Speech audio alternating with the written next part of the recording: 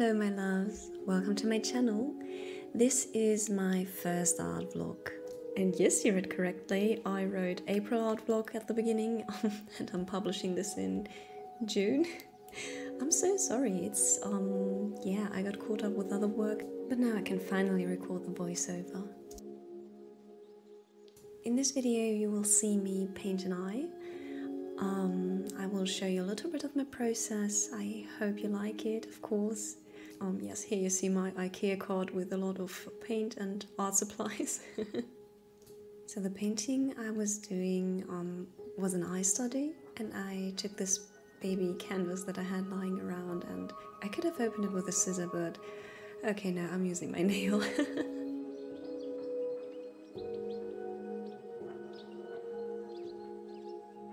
I start most of my paintings with a thin layer of burnt sienna.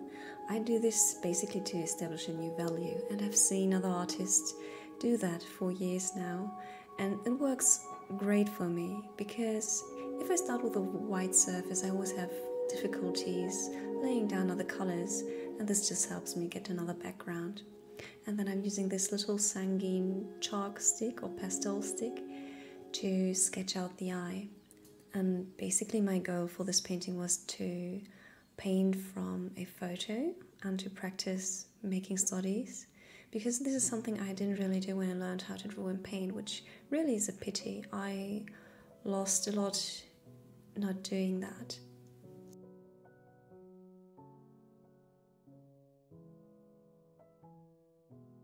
While I was filming this vlog, I also went through my old art just to have a comparison and to see how much I have improved over the past years. And I found one of my very first paintings and I got so nostalgic, and I will talk a little bit about it now. So this was actually one of the first oil paintings I did when I started dabbing into oil painting. As you can see, I made it in 2014, which is crazy. It's already been 8 years. Time goes by so quickly, man. And I remember I took a photo of myself as a reference, and I didn't quite get my face right. Obviously, I do not look like that, but I managed to get the similarities right, like my nose, my eyebrows at the time. This necklace I actually had, which is crazy. I think I threw it away just a few months ago, and I think it's just so crazy to see how much I've improved over the past 8 years. It's so funny to see how I painted, you know, it's just, I think, one layer of oil paint, and you can still, oh, don't fall, you can still see some of the pencil lines through from underneath, because I did not make more than one layer, or maybe two, and you can see that the values are completely messy. Like here I drew very, very thinly, and here very, very thickly, because I mixed the paint with some white, and that's it. That's basically how I paint. But still, I'm proud of what I did accomplish 8 years ago. Also, little T-Rex fingers. And here I was with the finished sketch and a lot of chalk residue on my fingers, which always happens all the time. But what I do now is I first lay down the darkest colors of the painting, just to establish a basic value.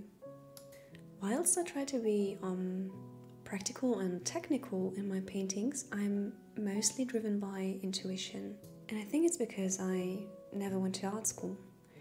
Although I did have superior art classes in school through my last years, and I have to say I learned a lot from especially one of the teachers that I had, because he pushed me to try to paint more and to get into traditional painting, which I really, really admire now. The first color layer sometimes looks very messy, as you will see in a minute. I am basically trying to lay down the basic color shapes, if that makes any sense. I am just trying to see where are the lightest, the darkest parts, and the in-between colors, and don't worry too much about blending, especially not right now within the first layer of paint. And also my paint layer is very, very thin, so that I can build it up later.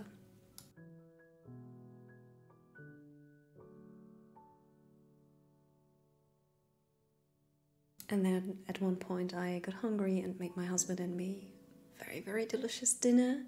I got this recipe from my best friend and oh, it's so good. I basically made chili con carne and filled the wrap with it and a little bit of yogurt and cheese. And it has become such a comfort food for us, and oh my god, look at it, it is so delicious. I ate 2 of the wraps and I was very, very full. And after that I made some prints from one of my recent paintings.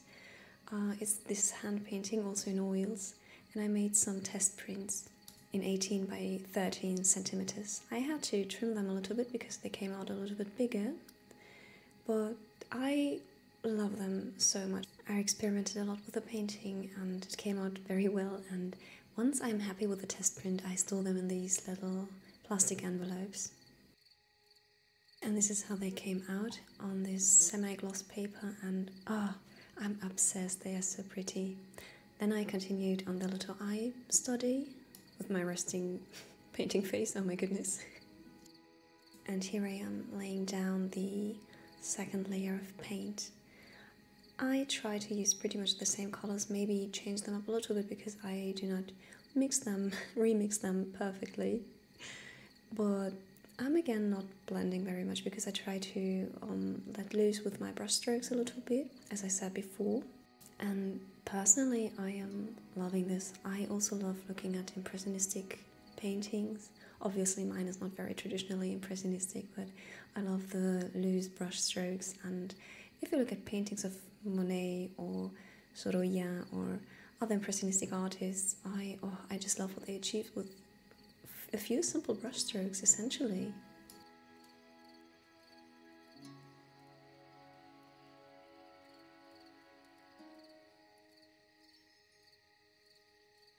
Something I learned during my art journey, and I encourage everyone to do, is to let loose of the fear of experimenting and the fear of failure, especially if you are learning very, very freshly.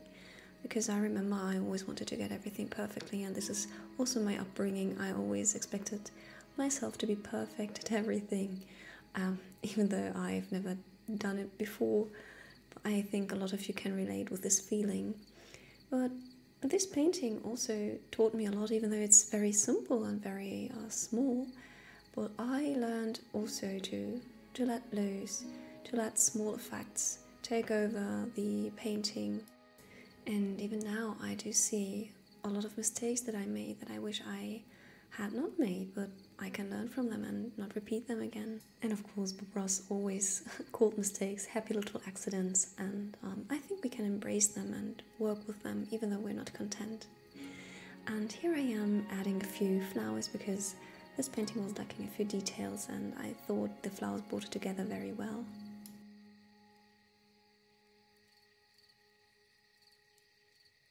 And here's the finished piece. I like how it came out, and I hope you like it too, and I hope you like my vlog. As I said, it's the first time I'm doing this, so I'm always open to criticism, and also, if you want, leave a comment and a like, and we will hopefully see each other for the next one. Thank you for watching.